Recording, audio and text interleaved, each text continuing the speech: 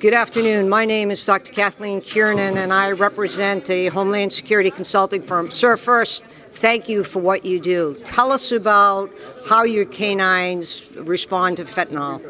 Absolutely.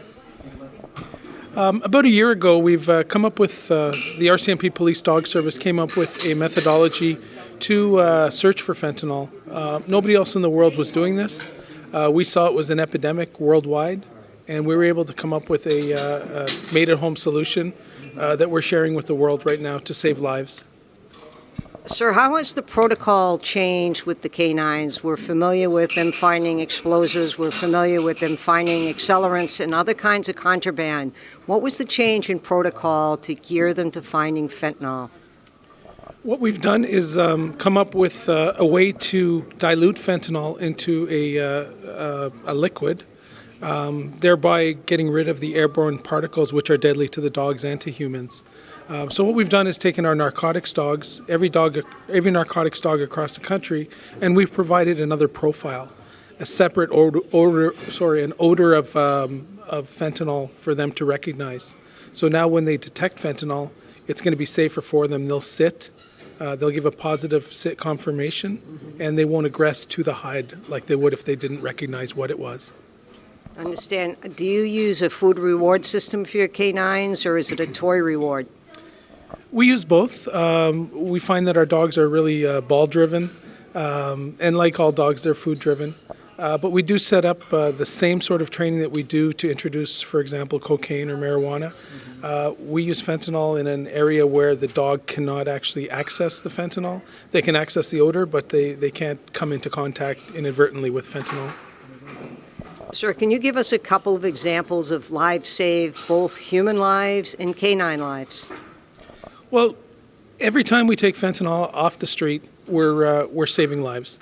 I know we've had numerous seizures across Canada of fentanyl pills in different forms, but we've seen just a huge rise in an epidemic proportions actually of deaths linked to fentanyl.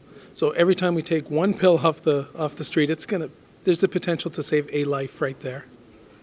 Yes, indeed, and thank you. If you had one message to give to the public that's listening to this broadcast, what would it be? Well, everybody knows how dangerous fentanyl is, and it's in so many different forms. People don't go out and ingest fentanyl purposely in most cases.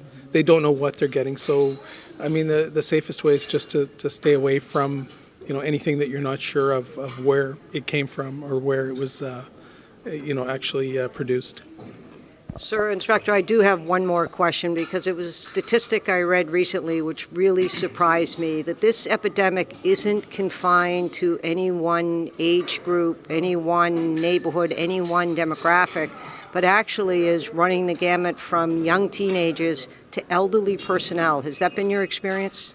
That's exactly right. It touches all people from all walks of life. It is an epidemic, and we've come up with a solution to keep people safer.